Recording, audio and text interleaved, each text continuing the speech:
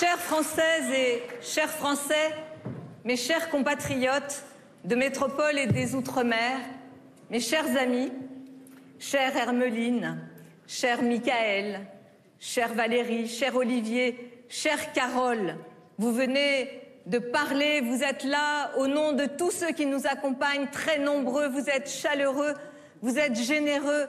Je veux vous dire un immense merci. Merci aussi à ceux qui ne sont pas venus que d'Occitanie. Je pense à Patrick Caner, qui était il y a quelque temps avec nous aussi dans le Nord. Merci à vous tous. Vous êtes là parce que vous êtes ce peuple de gauche. Ce peuple de gauche qui retrouve l'espoir et l'enthousiasme. Vous êtes là parce que vous êtes ce peuple du progrès, de la fraternité. Vous croyez aux valeurs de la République. Vous croyez à la liberté qui est notre idéal. Vous croyez à la justice, à l'égalité, sans lesquelles la liberté manque son but. Vous croyez à notre héritage, qui est celui du progrès, des conquêtes sociales.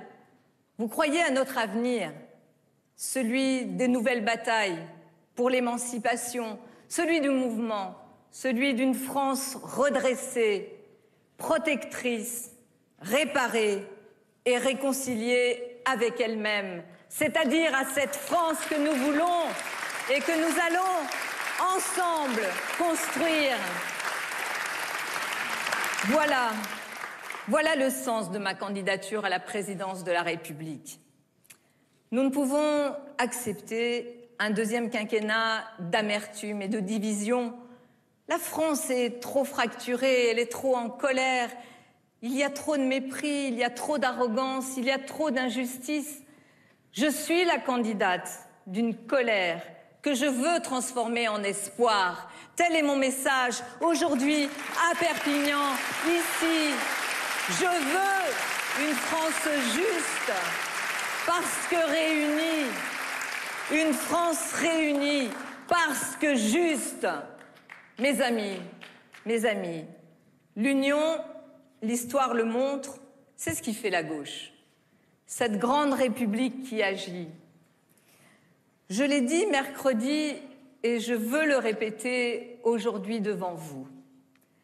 À 4 mois du scrutin, comment ne pas entendre les Françaises et les Français qui nous appellent à l'union ?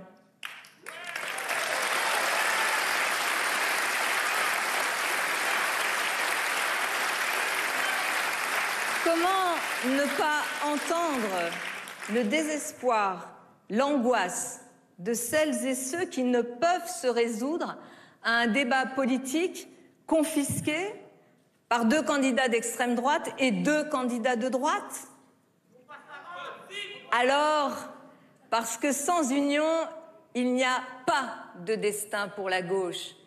Mais sans la gauche, ce n'est plus la France, ce n'est plus la démocratie. Alors, nous allons tout tenter pour réaliser cette union, tout tenter.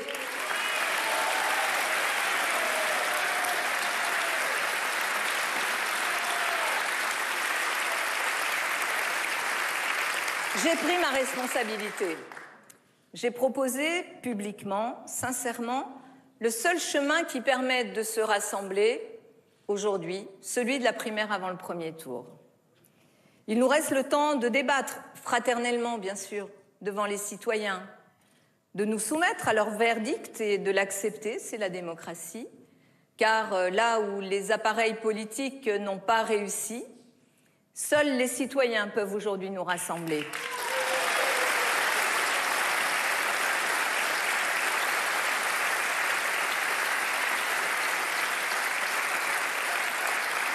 Et c'est le sens du mouvement lancé par de jeunes militants de bonne volonté, ceux de la primaire populaire. Ils ont déjà recueilli presque 300 000 signatures. Mais surtout, c'est une jeunesse qui espère en la gauche, qui croit en notre idéal et qui n'attend qu'une chose, que le drapeau de l'avenir soit relevé. Nous avons, vis-à-vis de ces jeunes qui désespèrent, une responsabilité, et je vous le dis les yeux dans les yeux. Pour moi, c'est une obsession. Ce message, je l'ai entendu. Nous l'avons entendu. Je vous le dis, la division, c'est la résignation, c'est l'impuissance, c'est l'abstention. Alors, réveillez-vous. Mesurez le danger qui nous guette. Si rien n'est fait, si personne ne réagit, si nous fermons les yeux, alors nous aurons à nouveau un quinquennat, Macron ou Pécresse, qui divisera encore plus le pays, qui accentuera les injustices et les inégalités. Et dans un cauchemar ultime, une victoire de l'extrême droite qui relèguerait la France au rang des petits pays xénophobes et racistes. Nous le savons, ce serait une déchéance. Alors non, on dira, elle cherche l'union, mais elle rêve. Eh bien, oui, je rêve.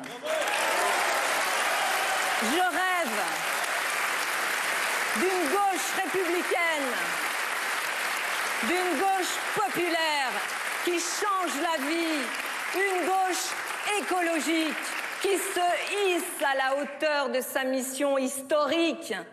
Et c'est d'abord parce que je porte ce rêve que j'ai pris aussi la décision d'agir pour sortir du cauchemar qui nous guette. Alors mes amis, inspirons-nous de Jaurès, ayons le courage d'aller à l'idéal en comprenant le réel. Alors je dis à mes partenaires de la gauche et de l'écologie, écoutez, écoutez la jeunesse, écoutez cette génération qui ne peut plus attendre et qui devra affronter les défis du siècle. Cette jeunesse qui veut à la fois la justice et le respect de la planète. Écoutez aussi, écoutez la souffrance sociale, elle s'exprime partout dans le pays. Écoutez-la, écoutez-la, je ne me résignerai pas et de toutes mes forces, je défends avec vous nos idées, celles d'une gauche républicaine, social-démocrate, écologique, qui agit pour changer la vie.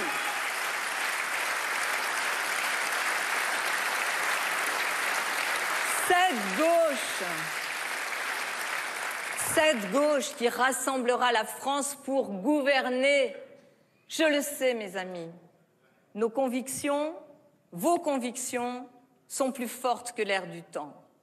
Nos idées, elles l'emportent sur les préjugés. Notre idéal et notre courage ne sont pas rebutés par l'intense campagne menée contre nous. Et comme moi, quoi qu'il arrive, vous gardez l'espérance. Alors oui, mes chers compatriotes, nous, la gauche, cette gauche qu'on voudrait effacer, nous sommes les héritiers d'une force irrésistible et vivante, d'un mouvement historique, d'un mouvement né des injustices et des inégalités, d'un régime social qui est toujours en place. Alors je vous le dis, oui, il est vivant cet héritage, parce qu'il est né de ces luttes qui brûlent encore dans notre mémoire. Cet héritage fait la France, au-delà de la gauche. C'est l'histoire de notre pays. Ceux qui rejettent cet héritage, nous les connaissons. Ils composent cette conjuration des conservatismes et des intérêts qui contrôlent la majorité des médias, qui veut chasser la gauche comme un mauvais rêve. D'ailleurs, s'ils se sont toujours acharnés à nous dénigrer, et encore plus aujourd'hui, c'est qu'en fait, ils nous craignent toujours. Alors oui, parce que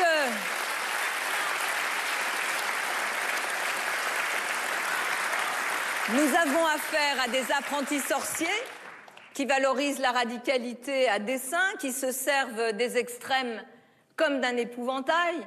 Oui, nous sommes là, les adversaires véritables de ces conservatismes, de cette France de la haine. Ils sont ici, dans cette salle. Nous sommes les militants de la gauche républicaine, celle qui fait les réformes, des réformes qui les paniquent, Parce que nous sommes la gauche qui défend les travailleurs, celle qui conquiert de nouveaux droits dont ces puissants ne veulent à aucun prix, qui défend les femmes, qui agit pour l'égalité, la parité, le mariage pour tous, celle qui a mené les grandes réformes sociales, les congés payés, les droits syndicaux, l'abolition de la peine de mort, la libération de l'audiovisuel, le revenu minimum, les 35 heures, la retraite à 60 ans.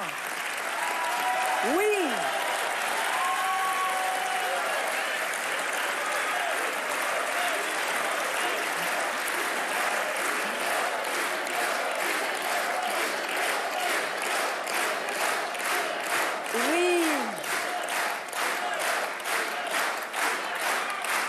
Nous sommes cette gauche qui change la vie ici et maintenant. Cette gauche-là, mes amis, c'est la nôtre. Celle qui ne veut pas seulement rêver des lendemains qui chantent. Celle qui sait que les plus fragiles, les plus démunis ne peuvent attendre davantage que cela change. Celle qui demain fera voter les lois sur le droit de mourir dans la dignité, sur les nouvelles protections sociales ou sur l'égalité réelle, enfin, entre les femmes et les hommes au travail, dans les salaires.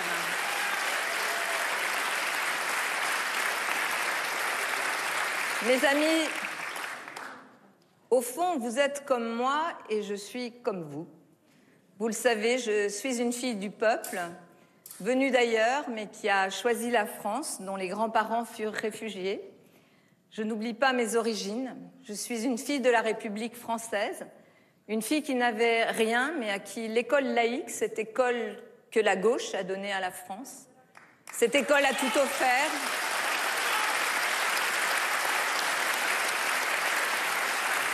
Une fille qui a formé sa conscience en lisant Voltaire, Hugo, Zola, Camus, Colette, Beauvoir, mais aussi, bien sûr, Léon Blum, l'un de nos grands maîtres, élu de cette belle région, préoccupé de l'émancipation des ouvriers et impatient de libérer les femmes. Sachez-le, je l'ai appris dès l'enfance. Rien ne nous sera donné. Rien ne nous sera passé. Rien ne nous sera épargné. Et dans cette situation, je n'ai qu'un simple mot d'ordre à partager avec vous, parce que nous l'avons en partage, le courage.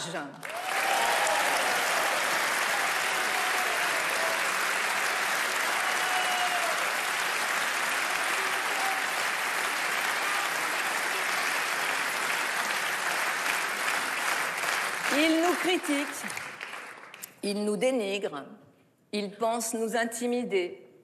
C'est mal nous connaître. Le courage qui est le mien, il est aussi le vôtre. Et ensemble, forts de nos convictions, sûrs de notre idéal, nous l'emporterons, mes camarades et mes amis.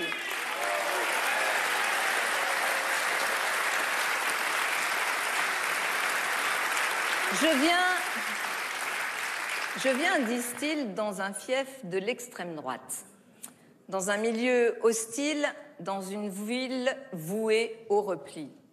Mais mes amis, nous le savons, il n'y a pas de fief en France, il n'y a pas de chasse gardée, pas de terre interdite, il n'y a qu'une république, cette république que nous défendons. Une partie des électeurs de Perpignan n'a pas voté pour l'extrême droite, il faut le rappeler. Ils se sont même battus. Aux autres, je veux dire ceci.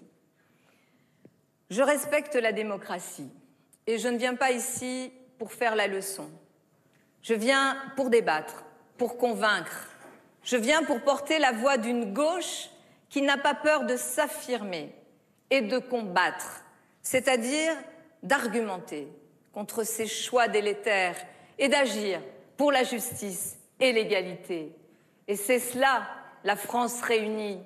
Une France où les opinions sont libres, où les différences s'expriment, non pas par l'injure, mais en respectant celles et ceux qui ne pensent pas comme nous. Et à la vérité, dans cette région de travail, d'histoire, de combat, de fière tradition, je viens surtout parler de la France. Cette France qu'un discours nationaliste et crépusculaire caricature à loisir. Non, la France n'est pas cette nation recroquevillée, tétanisée, allergique aux autres, dont les candidats de l'intolérance se réclament aujourd'hui. Ces oiseaux de mauvais augure, ces prophètes de malheur, ces marchands de haine, je ne les laisserai pas s'accaparer la France. Je ne les laisserai pas l'entraîner au fond de leurs fantasmes morbides, l'étouffer sous leur peur et leur lâcheté. Car la France, en fait, elle est tout ce qu'ils détestent. C'est un pays de tolérance, ouvert au monde, un pays dans lequel résonnent les valeurs de l'Europe.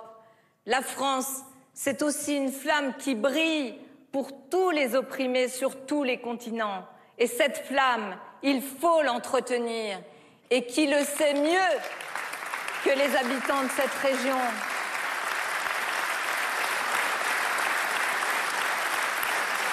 Chère Carole, chère Hermeline, cette région de mélange, d'ouverture, de glorieuse lutte sociale, cette région, vous l'avez dit avant moi, où flotte encore le souvenir de cette grande révolte paysanne de 1907, soutenue par Jaurès. Je n'oublie pas Marcellin Albert, ce grand orateur de la terre. Je n'oublie pas le souvenir des viticulteurs écrasés par un marché sans loi, les premières lois d'organisation de la culture et de la vigne qui annonçaient la régulation moderne et le souci sans doute bien avant la lettre d'une agriculture plus saine, plus respectueuse de la terre, qu'on dirait aujourd'hui écologique. Nous sommes ici, à Perpignan, dans un vieux pays de travail, de lutte, d'indépendance et de fierté, héritière d'une culture multiple, plurielle, qui fut dans le cours du temps romaine, wisigoth, chrétienne, arabe, aragonaise, occitane, catalane, un pays de langues diverses, le français, le catalan et l'occitan qu'il nous faut protéger aussi, bien sûr.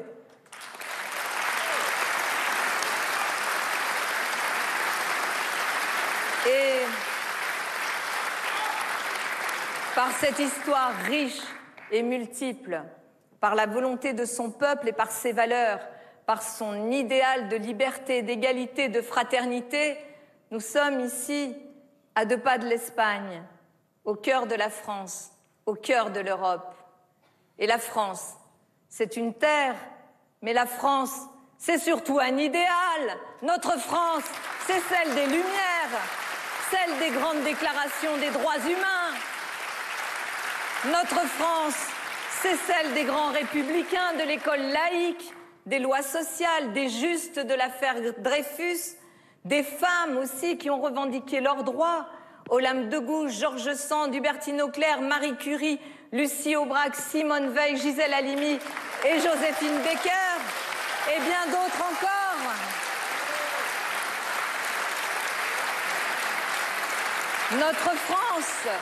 Notre France, c'est celle des clairvoyants qui ont dénoncé le colonialisme, René Maran, Albert Londres, Aimé Césaire, Édouard Glissant, Maurice Audin.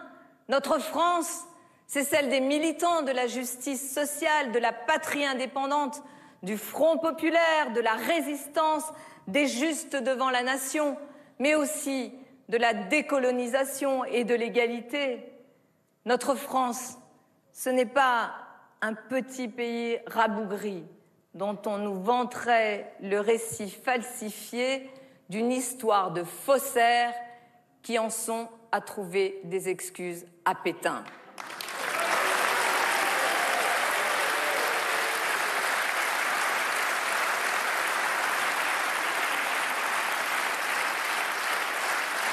Ceux-là, ce sont les ennemis des Lumières, les adversaires de la raison, les déserteurs de la République. Alors pour eux, les femmes et les hommes venus d'ailleurs, qui ont été seraient prisonniers de leurs origines, seraient enfermés dans leur identité, assignés à résidence dans leur communauté. Mais, mes amis, ici, nous sommes si nombreux à être la preuve du contraire. Ce langage des années 30 qui honnissait l'étranger, qui exaltait la haine des Juifs, il l'applique aujourd'hui à qui? Aux musulmans, dans une vision séparatiste, essentialiste, communautariste, et en diabolisant l'islam. Ils ne font que se répéter. Ils se réclament du général de Gaulle. Mais quelle usurpation! L'homme de Londres voulait un grand pays qui fasse retentir partout son idéal. Alors, mes amis, la mémoire doit nous réunir, nous rassembler, unifier un peuple avec ses origines multiples. Et pour y parvenir, cette mémoire, appuyée bien sûr sur l'œuvre des historiens, cette mémoire doit être juste et lucide. Unir la France, c'est dire que tous les enfants de France, d'ici et d'ailleurs, et qui deviendront des citoyens et des citoyennes à égalité de droits et de dignité, devront s'y reconnaître. Mes amis, l'histoire nous a enseigné la démocratie, l'état de droit, la tolérance, la laïcité, la paix, la liberté sont des conquêtes fragiles. Ce sont des institutions frêles, des acquis toujours menacés par les puissances obscures de la peur et de la haine. Alors nous avons un devoir de vigilance, un impératif de mobilisation. Je veux, avec vous, mes amis, réunifier la République qu'on a changée en archipel des méfiances et du ressentiment. Je suis la candidate de l'unité dans la justice. Je suis la candidate de la concorde. Je suis la candidate de la réconciliation de la France avec elle-même et de l'apaisement d'une France divisée. Alors oui,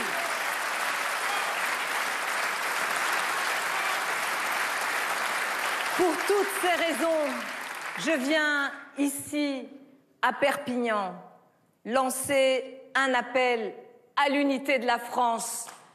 Ici, à Perpignan, je ne peux pas laisser les menteurs de la régression se pavaner sans réagir.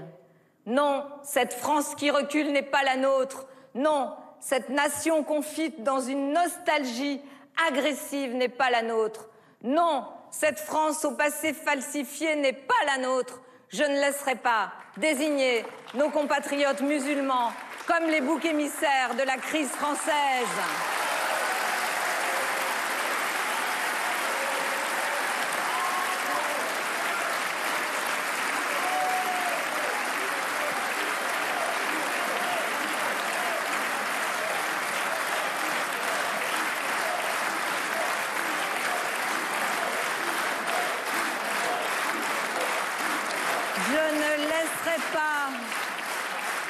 Je ne laisserai pas s'imposer cette soi-disant préférence nationale qui, en fait, est une autre définition du racisme.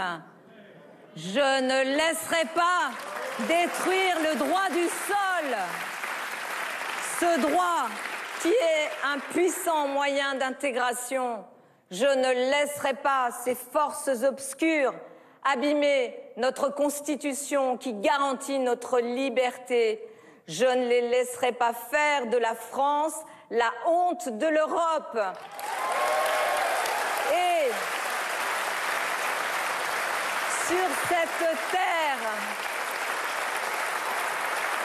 cette terre qui chante au vent d'Espagne, avec cet accent qui est celui de la liberté, je vous le dis avec toute mon âme, no pasarán.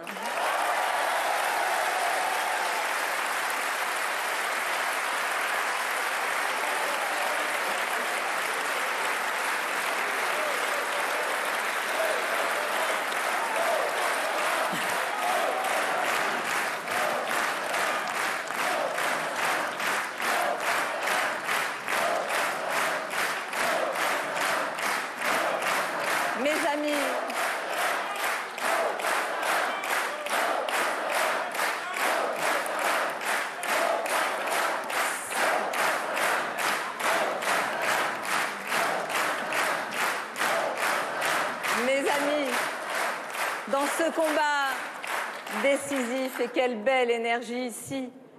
Nous le savons, nous ne pouvons compter que sur nous-mêmes.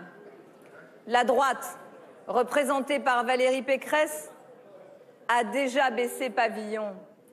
Quant à Emmanuel Macron, il restera celui qui a profondément fracturé le pays quand on jugera son bilan.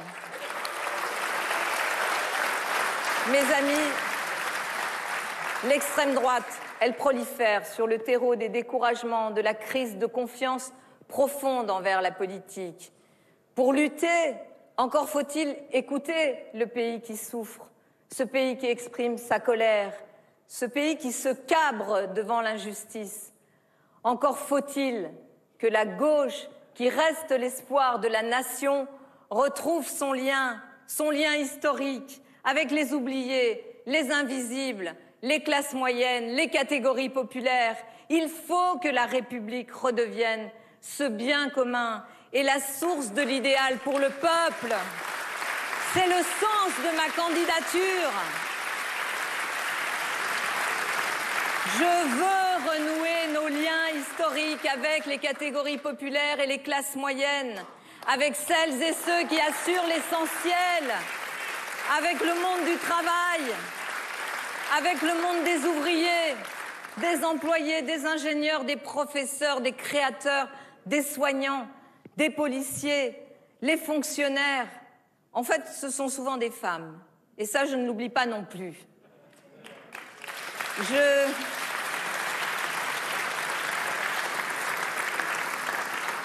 Je veux la France du respect, car la France est grande lorsqu'elle est juste. Le génie de la France est là, dans la force de notre collectif. Alors je propose un chemin. Réunir la France dans la justice, c'est d'abord rendre justice aux travailleuses et aux travailleurs. J'ai mis en tête de notre projet la revalorisation du travail, parce que c'est le travail qui crée la dignité du travailleur, qui lui donne sa perspective, sa chance, sa possibilité de choisir sa vie.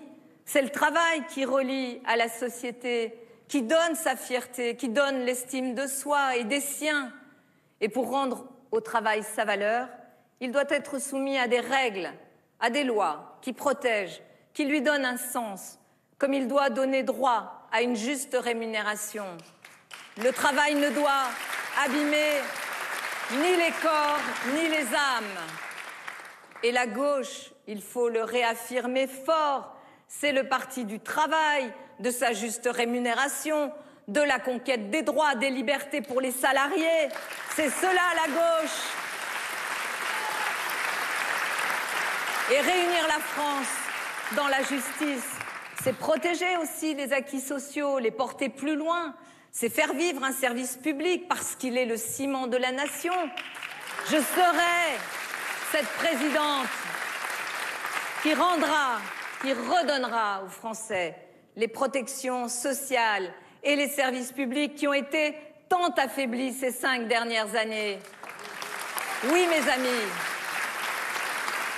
cette école de la République, laïque, gratuite, que nous pensions la meilleure du monde et qui n'a pas été soutenue, je la relèverai.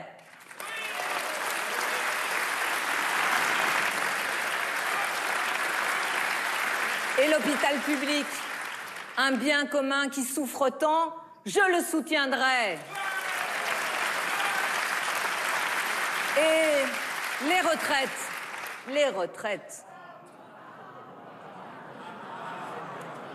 Je savais que ça allait vous intéresser parce qu'on me parle beaucoup de cela partout en France. On en parle un peu moins sur les plateaux de télévision. Les retraites, pour la gauche et pour les Français, disons-le, c'est ce droit fondamental au repos après une vie de travail. Et je garantirai ce droit au repos. Je sais, tu l'as dit, Carole, que 25% des plus pauvres meurent avant 62 ans. Je ne me résignerai jamais à ce que les plus pauvres soient condamnés à mourir avant d'accéder à ce droit. Et donc, c'est à partir de ces situations indignes de notre pays, je pense à la retraite des agriculteurs, des travailleurs pauvres, des femmes, de toutes celles et ceux qui ont travaillé dur dans des conditions difficiles. C'est à partir d'eux que je porterai, avec les partenaires sociaux, la future réforme des retraites.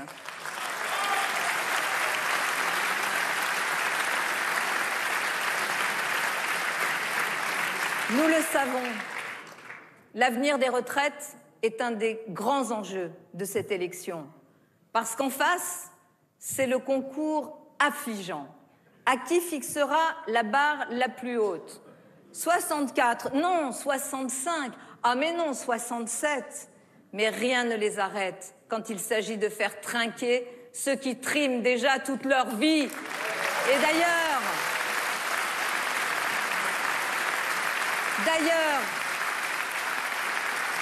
Valérie Pécresse a déjà inventé un comité pour cette destruction brutale de ce fondement de notre protection sociale. Elle a appelé cela le comité de la hache.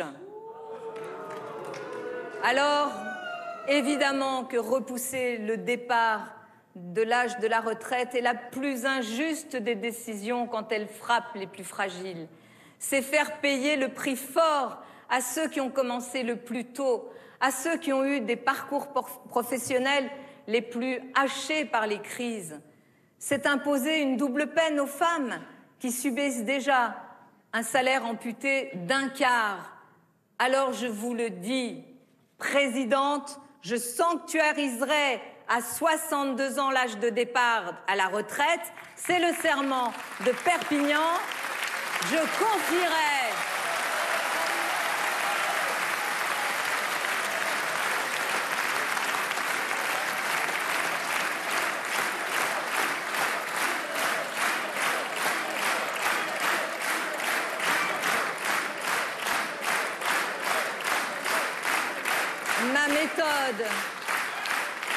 ma méthode. Je confierai aux partenaires sociaux la responsabilité d'une négociation pour garantir ces régimes de retraite avec un mandat clair, maintien de l'âge de départ à 62 ans, garantie d'un bon niveau de retraite, droit à un départ anticipé pour ceux qui ont l'espérance de vie la plus courte et bien sûr, prise en compte de la pénibilité. Et pour conforter financièrement nos régimes de retraite, je les inviterai à trouver les ressources dans le droit à l'emploi des seniors dont un tiers des 55-62 ans sont privés. Nous trouverons des ressources dans l'augmentation généralisée des salaires et aussi dans une lutte implacable contre la fraude et l'optimisation fiscale dont sont aussi victimes nos régimes sociaux. La loi qui fixe le cap, la négociation qui construit les solutions qui unissent, c'est comme cela que la social-démocratie a construit les fondements sociaux de la France. Et c'est ainsi que nous continuerons ensemble à faire avancer le progrès social.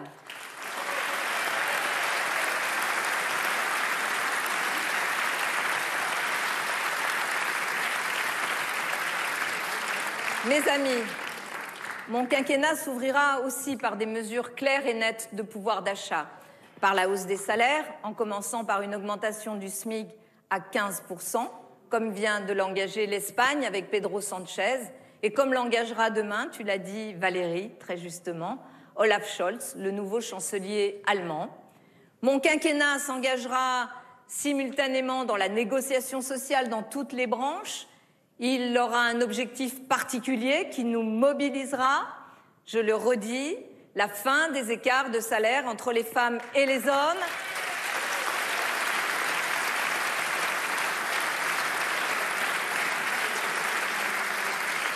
Dans ces négociations, il ne s'agira pas seulement d'argent, mais aussi de démocratie sociale. Nous élargirons le pouvoir des salariés dans l'entreprise. Nous leur donnerons la place que méritent ceux qui font tourner la boutique, ceux qui assurent la protection, la production, ceux qui créent la prospérité commune. Je veux une gauche du peuple et donc une gauche du peuple travailleur.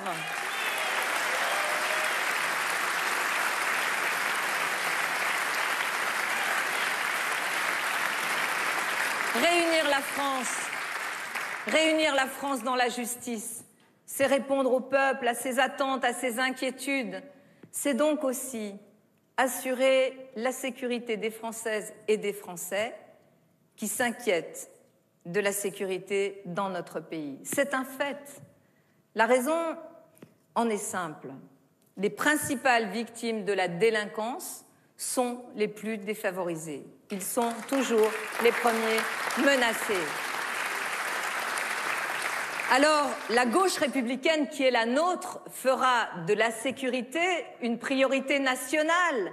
Nous ne pouvons tolérer la montée continue des agressions contre les personnes, ni la mise en coupe réglée de quartiers entiers. Par qui? Par des mafias de la drogue. Réunir la France dans la justice, c'est s'assurer que la loi républicaine s'applique à tous, sur tout le territoire. C'est garantir la sécurité du quotidien, c'est assurer l'exemplarité des forces de police et de gendarmerie, autant que leur propre sécurité et le respect de leur autorité. C'est garantir la qualité des relations police-justice grâce à un engagement constant et déterminé, très loin des fièvres médiatiques, très loin des solutions expéditives formulées par une droite qui court après l'extrême droite au mépris des libertés garanties dans notre Constitution. Alors, mes amis, je vous le dis, nous préférerons toujours une sécurité républicaine à une république sécuritaire.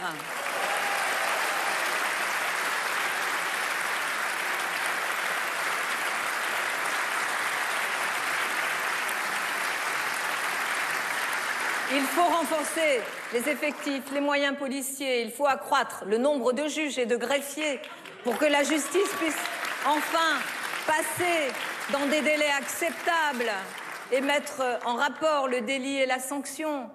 Il faut accompagner cette politique policière et judiciaire de l'action sociale, sans laquelle on ne traiterait pas le mal à la racine. Et dans chaque quartier, dans chaque commune, le monde associatif doit pouvoir travailler étroitement dans la confiance avec les représentants du service public, les élus, les maires, pour mettre en œuvre une politique de prévention digne de ce nom. C'est ce que nous ferons.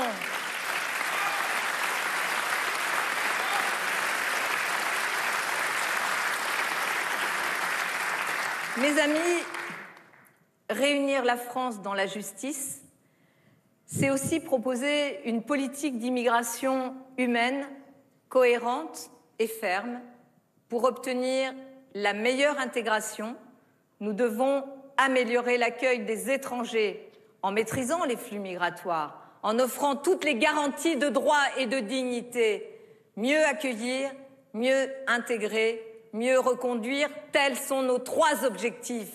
Et je le dis tout net, la France respectera ses propres principes en admettant sur son sol les étudiants, les candidats légitimes au regroupement familial, les réfugiés qui sont persécutés dans leur propre pays, ou encore ces travailleurs indispensables à notre économie.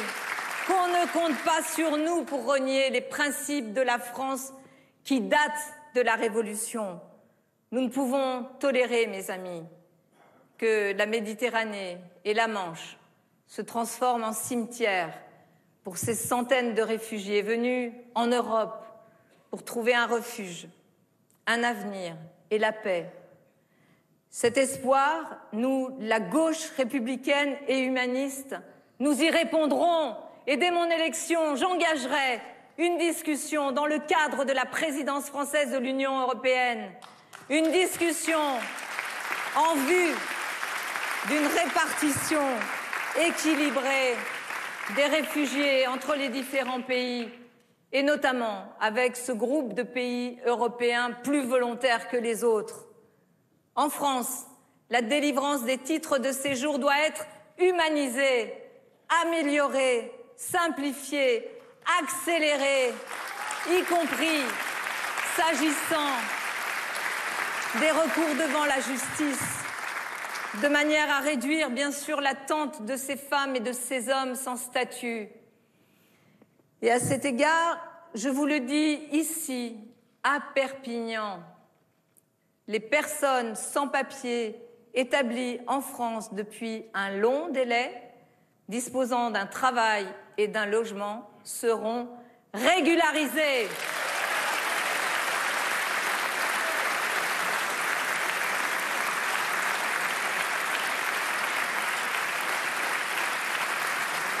Et une fois la décision prononcée, ceux qui n'ont pas vocation à rester doivent être reconduits chez eux. Nous renégocierons avec les pays d'origine les conditions de leur rapatriement. Clarifiée, cette politique doit être doublée d'une lutte active contre les passeurs, les réseaux, ces profiteurs de misère. Et bien sûr, d'une aide au développement accru en faveur des pays de l'émigration. Réunir la France dans la justice, c'est aussi une politique volontariste d'intégration par l'école, comme j'ai pu en bénéficier, par la formation, par l'action sociale, par l'action associative, par la culture, par le travail, mais aussi, mes amis, par le droit de vote aux élections locales.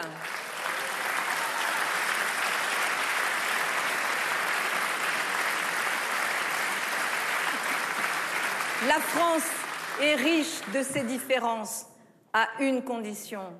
Tous doivent être formés au respect des valeurs républicaines. Et la France restera ainsi le creuset qu'elle a toujours été, au sein d'un peuple divers, mais uni par une culture et par une langue commune. Réunir la France dans la justice, c'est défendre sans concession la laïcité. Plus que jamais, nous souscrivons aux principes universels qui fondent notre République. Plus que jamais, la laïcité, c'est la base de la concorde nationale. La liberté de conscience et de culte a pour corollaire la neutralité d'un État laïque et d'une école qui bannit tout prosélytisme religieux ou partisan. La laïcité, elle garantit la liberté de croire ou de ne pas croire, mais aussi de combattre les intégrismes. La laïcité, elle protège nos libertés. Et les atteintes à la laïcité qui se sont multipliées et qui se multiplient encore seront sanctionnées sévèrement. Et dans les écoles, je vous le dis, les professeurs seront véritablement protégés par les lois de la République de toute pression extérieure sur la pédagogie ou sur les programmes.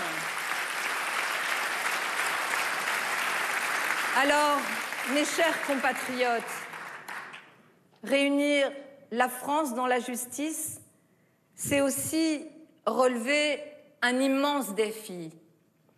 Pour réussir la transformation sociale et écologique qui fera de la France un exemple parmi les nations, nous le savons, nous devons engager toutes nos forces dans cette bataille. Le dérèglement climatique fait peser une menace mortelle sur l'humanité. La transition écologique doit figurer en tête des priorités pour un gouvernement de gauche. Pourquoi? Parce que l'écologie est un humanisme, parce qu'elle suppose une politique de progrès pour tous, parce qu'il s'agit pour nous de transformer nos modes de production en conjuguant le mouvement civique vers une plus grande sobriété, avec une action publique fondée sur la raison, sur la science, sur la technologie. Nous voulons maîtriser ensemble le redressement économique de la transition écologique en instaurant quoi?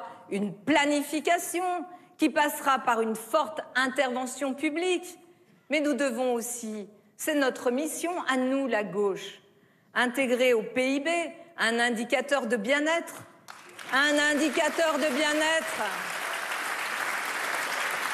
qui permettra d'évaluer les politiques publiques, de faire les choix budgétaires à l'aune de critères humains et écologiques.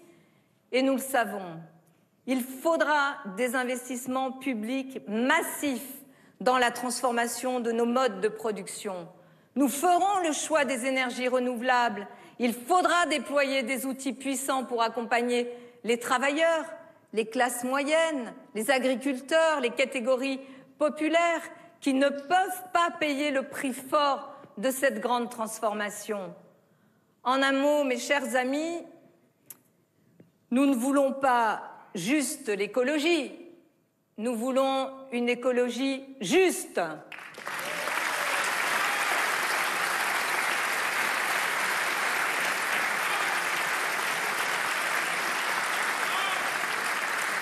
C'est cette écologie qui engagera pour les classes moyennes et les catégories populaires la transition sociale vers un monde soutenable, décarboné, l'accompagnement financier vers des véhicules propres, l'équipement de tous les territoires de France. Et tu as commencé ici en Occitanie, chère Carole, de recharge et de bien d'autres mesures, notamment, je sais que tu es très investie sur l'hydrogène vert. C'est aussi ces mesures qui sortiront 12 millions de Français de la précarité énergétique par un tiers payant sur la rénovation thermique des logements. Nous nous situons ici dans la continuité du mouvement social-démocrate. Parce que, en fait, de quoi s'agit-il? Il s'agit de maîtriser l'économie de marché pour la mettre au service des femmes et des hommes. C'est cela la social-démocratie. Et oui, mon projet, notre programme s'inscrit dans ce mouvement de social-démocratie européenne qui, partout où elle gouverne, relève ce défi comme aucune autre famille politique sur le continent.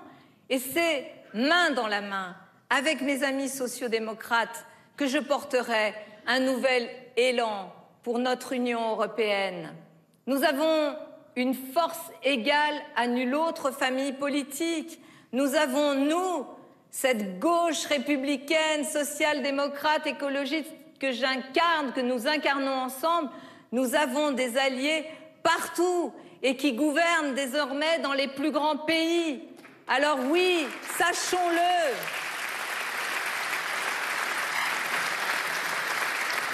Un vent mauvais souffle sur le débat européen. Un souverainisme qui diffuse son poison chaque jour plus largement.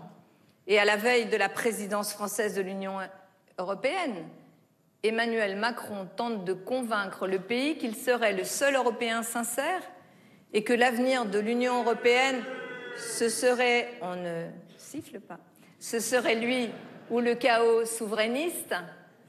La présidence française ne peut se contenter d'assurer la continuité de la gestion des dossiers en cours. Elle doit donner une nouvelle impulsion à la construction européenne et elle ne dispose que de 3 mois utiles pour agir avant la campagne présidentielle. Je regrette qu'Emmanuel Macron n'ait pas, au nom de l'intérêt de la France et de l'Europe, demandé à décaler la présidence française.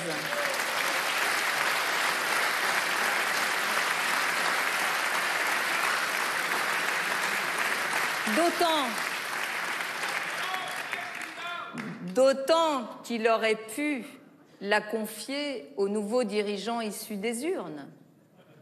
La présidence française de l'Union européenne pendant l'élection présidentielle en France, rien de mieux pour impuissanter l'Europe au pire moment. Alors mes amis, j'ai pour l'Europe une autre vision.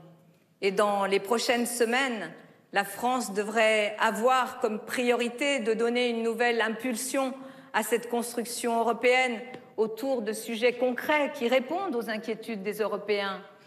Alors avec mes partenaires, je commencerai par lancer une grande Union européenne de la santé autour de la sécurité sanitaire et des grandes priorités de santé publique.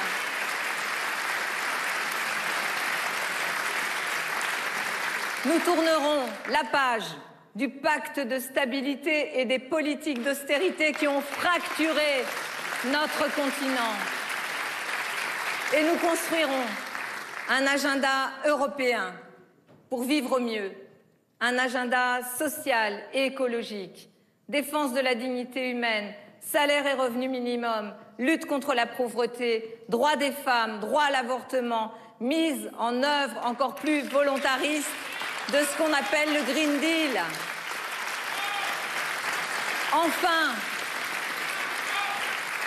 nous convoquerons, cher Éric et chère Nora, nous convoquerons une conférence européenne sur la sécurité de l'Europe et sa place dans le monde pour définir ensemble une stratégie commune et protéger les Européens. C'est cette Europe-là, c'est celle que les sociodémocrates bâtiront avec Olaf Scholz, avec Pedro Sanchez, avec Antonio Costa, qui tous m'ont apporté leur soutien, que nous ferons ensemble. Ils me l'ont dit. Et je vais vous faire une confidence. Ils n'attendent qu'une chose, que je sois la prochaine présidente de la République française. L'amitié et le soutien de l'Allemagne, de l'Espagne, du Portugal, ce n'est pas rien. Soyons-en fiers.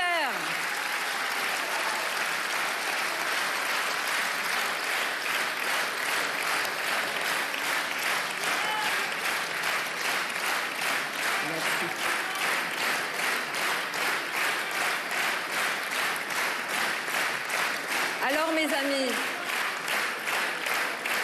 en Europe comme en France, nous, les sociodémocrates, nous voulons garantir partout l'avenir des générations futures.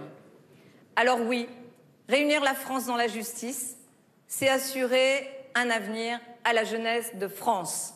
En construisant cette Europe écologique, sociale, en apaisant la société par le dialogue, par la négociation, l'engagement, la participation des citoyens, c'est aussi le sens de la priorité que je donnerai à l'éducation.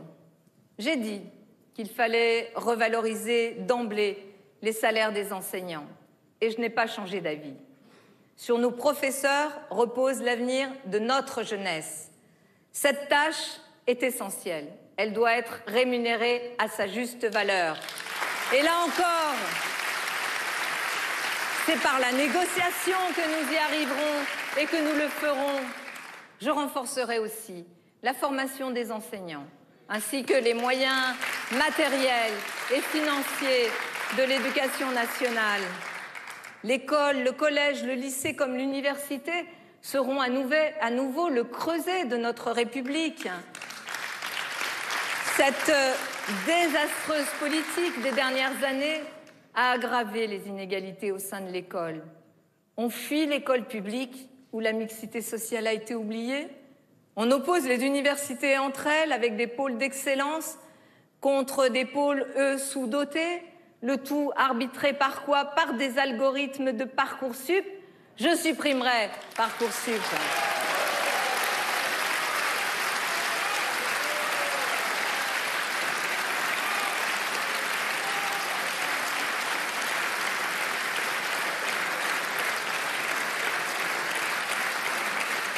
Dès sa jeunesse, le peuple de France est divisé. Il faut donner au service public de l'éducation, à tous les niveaux, les moyens d'une grande ambition démocratique. Mieux former une jeunesse appelée à évoluer dans une société de la connaissance. Et l'école constitue le socle du beau et grand service public à la française, dont nous étions si fiers et qui distinguait notre pays. Alors d'Emmanuel Macron à Valérie Pécresse, c'est toujours la même rengaine. Moins de services publics, moins de fonctionnaires, moins d'égalité, et toujours les mêmes qui trinquent. Alors réunir la France dans la justice, c'est renforcer le service public de l'école, de l'hôpital, c'est lutter contre les déserts de services publics. Réunir la France dans la justice, c'est assurer aux jeunes de bâtir leur avenir. Je le redis ici, j'ouvrirai le droit de vote à 16 ans. J'élargirai le service civique pour qu'il soit ce nouveau creuset de la nation, valorisant l'engagement des jeunes. Et il comptera dans leur formation, mais aussi dans leur diplôme. Je généraliserai les formations en alternance dans l'enseignement supérieur. Et mes amis, je veux vous l'annoncer ici aussi à Perpignan, je porterai, chère Valérie, tu l'as évoqué, un minimum jeunesse fondé sur 3 principes.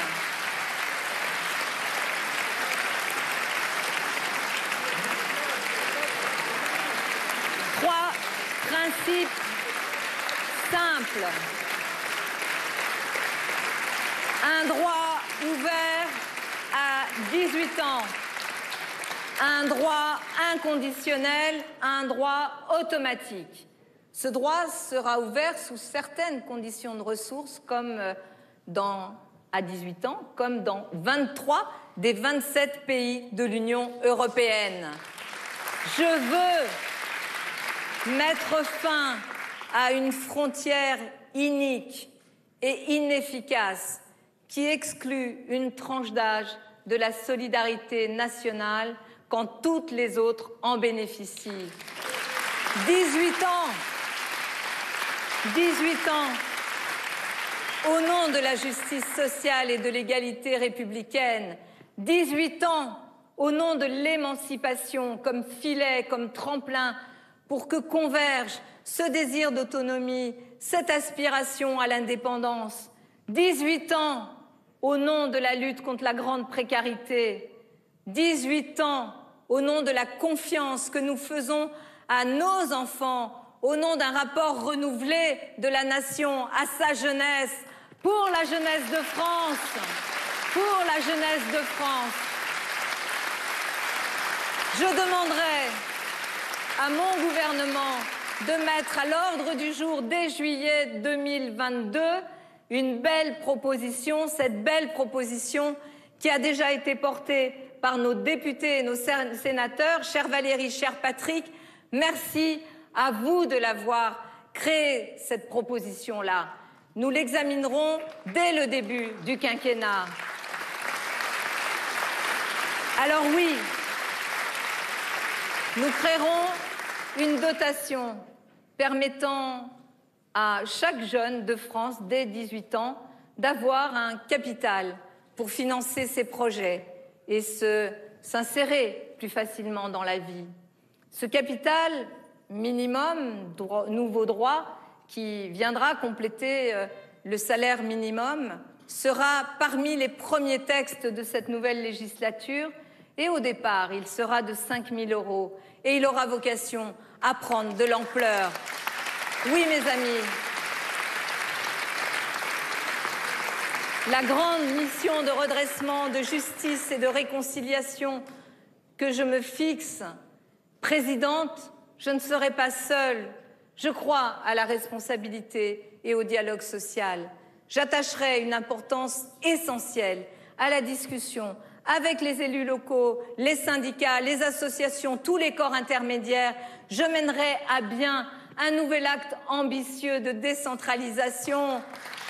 Je tisserai avec le Parlement des liens étroits de consultation, de discussion et de critique aussi, bien sûr. Il faudra retisser le lien en plus entre le Parlement et les Français. J'organiserai avec vous, pour lutter contre le populisme, l'intervention permanente du peuple dans les décisions qui le concernent, par le biais du référendum, du tirage au sort, d'assemblées et de conventions citoyennes prévues dans la Constitution. Pourquoi? Parce que, mes amis, comme vous, je ne crois pas à la monarchie républicaine. Je crois à la République démocratique. Alors, Françaises et Français, mes chers compatriotes, voilà notre projet, voilà notre mission, voilà la tâche historique qui nous attend.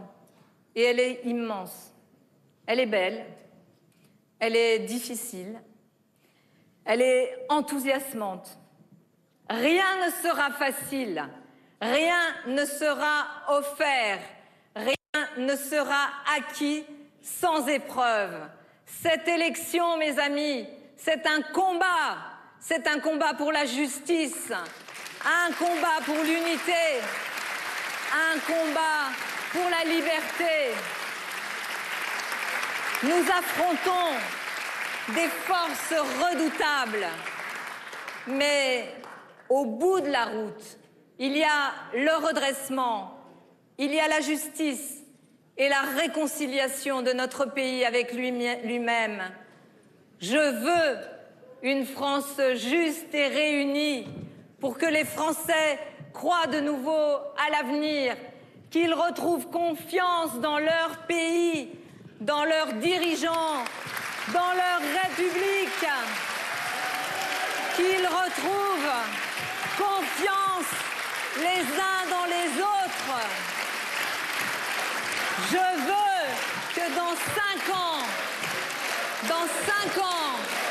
nous puissions nous dire: nous avons changé le pays, nous l'avons remis sur des rails, nous l'avons réconcilié. Oui, je veux une France juste et réunie, une France par tous et pour tous. Je vous appelle au travail et à l'espérance. Je vous appelle à l'engagement, au combat démocratique pour rendre à notre pays son unité et son espoir. Je vous appelle à vous tenir debout, la tête haute, parce que nous sommes la gauche républicaine qui agit.